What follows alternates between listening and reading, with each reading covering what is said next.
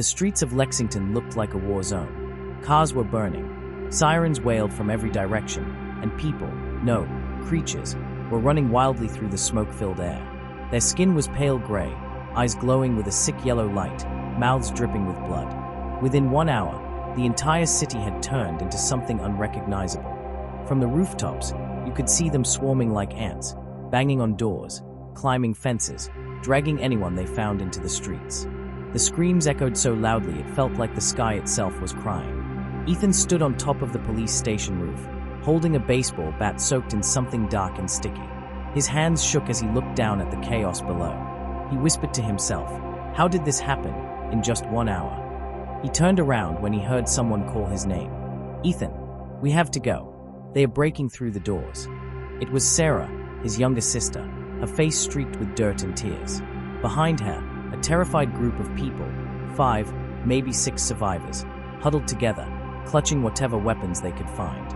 Then came the sound, a deep, guttural roar from below, followed by the shattering of glass.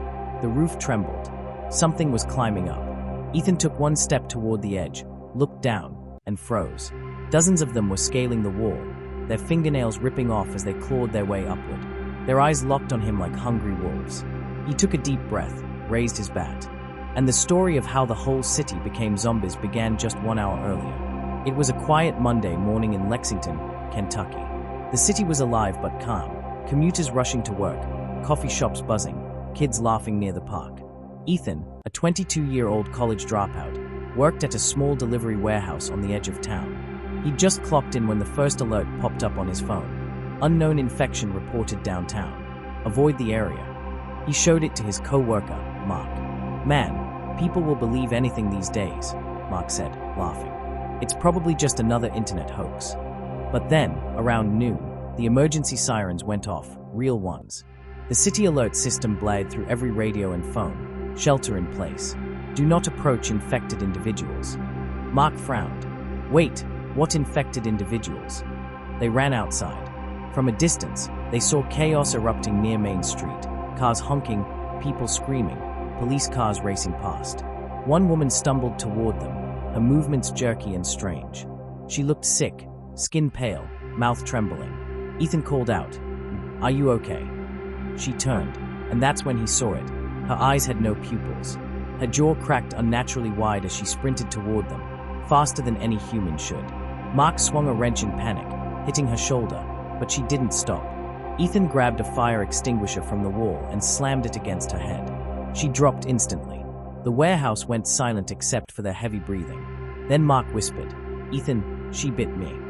Ethan's stomach turned cold. He stared at Mark's arm, a deep wound, already darkening.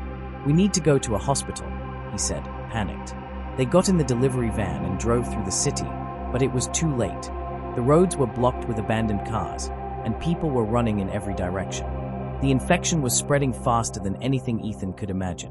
It wasn't just a few people, it was the whole downtown area. They stopped near a pharmacy, trying to find supplies. Mark's breathing was getting rough, his skin turning gray. "Ethan," he muttered weakly, If I start changing, don't let me hurt anyone." Ethan didn't answer. He just stared through the windshield, watching a police officer being dragged to the ground by 3 infected. The officer fired 2 shots, then silence. Moments later, Mark gasped and convulsed. His body twitched violently, then went still. Ethan leaned closer, whispering, "Mark." Suddenly, Mark's eyes snapped open, milky white, and he lunged. Ethan barely escaped through the driver's side door, slamming it shut behind him as Mark smashed against the window, snarling. The infection had reached him too fast. As Ethan backed away, the city sirens changed tone, now warning of full lockdown. Helicopters flew overhead, shouting for civilians to evacuate. He ran down the street, heart pounding, realizing what was happening. The whole city was turning. 1 bite, 1 hour, that was all it took. At the end of the street, a woman screamed. Ethan turned and saw dozens of people collapsing, twitching, then standing back up, different. Their eyes glowed in the dying sunlight. And then, in a single breath, Lexington became hell. Ethan froze in the middle of the road as hundreds of them turned their heads toward him, every single one of them staring, silent for a moment. Then they all began to run. The sky went black with smoke as Ethan sprinted toward the nearest building, his heart pounding in his ears. He grabbed the door handle, only to find it locked. He turned around. They were only a few feet away. And that's when something massive slammed into him from behind.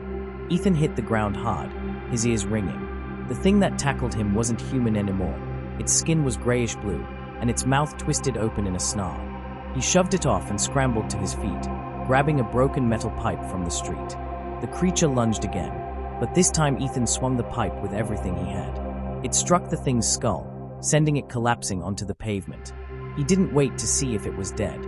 He just ran. The street was chaos, flipped cars, shattered glass, alarms blaring. People were screaming for help, but their voices were fading one by one. It was spreading faster now. In less than 60 minutes, everything that used to be Lexington was gone. Ethan ducked behind a crashed police car, gasping for air. He looked toward the sky. Helicopters circled above, but none were landing. Over the police radio on the car's hood, a voice crackled. Unit 4-9, downtown compromised. All officers retreat north. Do not engage the infected. Repeat, do not engage. Then static. He stared at the radio, knowing there was no one left to answer. Suddenly, a hand grabbed his shoulder. Ethan spun around, ready to strike, but stopped when he saw her. It was Sarah, his sister, tears streaking her dusty face. Ethan, thank God, I thought you were. She couldn't finish the sentence. Sarah, he said, pulling her close, we need to get out of here. Now.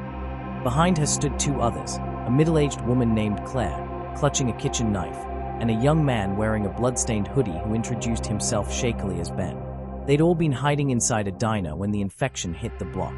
Do you know what's happening? Sarah asked as they crouched behind the wrecked car. Ethan shook his head. No idea. Whatever it is, it turns people fast. Mark got bit. He changed in minutes. Ben swallowed hard. It's not just here. The radio said the same thing's happening in Louisville, maybe even Nashville. The words sank in like lead. The outbreak wasn't just in Lexington. It was spreading beyond. They decided to head toward the old police station 2 blocks north, hoping it might still have weapons or shelter. The group moved quietly through alleys, stepping over bodies, careful not to make noise. Every sound, every rustle of wind, made their hearts jump. Then they heard it. A soft thumping sound from the alley ahead. Slow, deliberate. Stay back, Ethan whispered, gripping his pipe tighter. From the shadows, a figure limped into the faint streetlight. It looked like an old man at first, thin, gray-haired, but his body jerked unnaturally, bones cracking with each step. His mouth hung open, teeth black and bloody. Sir, Sarah whispered. The figure's head twitched sharply toward her voice. Then it shrieked, a sound that cut through the air like metal scraping metal, and sprinted. Ethan shoved Sarah behind him and swung the pipe as hard as he could, hitting its shoulder. It barely flinched. Ben grabbed a loose brick and smashed it against the creature's skull. Together, they brought it down, panting heavily over the twitching body. Claire whispered, trembling. It's like they don't feel pain. Let's move, Ethan said. We're close. When they finally reached the police station, the front doors were already barricaded. Ethan banged on the glass. Open up. We're human. After a tense moment, a voice shouted back from inside, show your arms. They raised their sleeves under the dim streetlight, revealing no bites. The locks clicked, and a tired-looking officer opened the door. Hurry in, he said. They are everywhere. Inside, the lobby was a mess, overturned chairs, flickering lights, blood smeared across the walls. About a dozen survivors were scattered around, some crying, others silent. The officer who let them in introduced himself as Lieutenant Harris. We lost contact with the city an hour ago, Harris said grimly. Whatever this thing is, it's spreading faster than anything we've ever seen. It's in the air, the water, maybe both. We tried to hold downtown, but he trailed off, eyes distant. Sarah grabbed Ethan's hand. What do we do now? Harris looked toward the ceiling, listening to the faint sounds of pounding from the upper floor. We hold as long as we can. The National Guard's supposed to come. But as if on cue, the lights flickered and went out completely. The generator hummed weakly, then died. Then, in the pitch black, came the unmistakable sound of metal tearing, followed by screams from upstairs. Harris grabbed his gun. They are in the building. Panic erupted.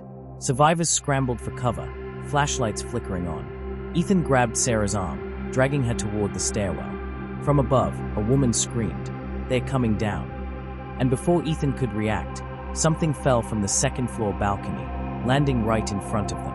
It wasn't human anymore. Its mouth was stretched unnaturally wide, eyes glowing like fireflies in the dark. It looked right at Ethan and lunged.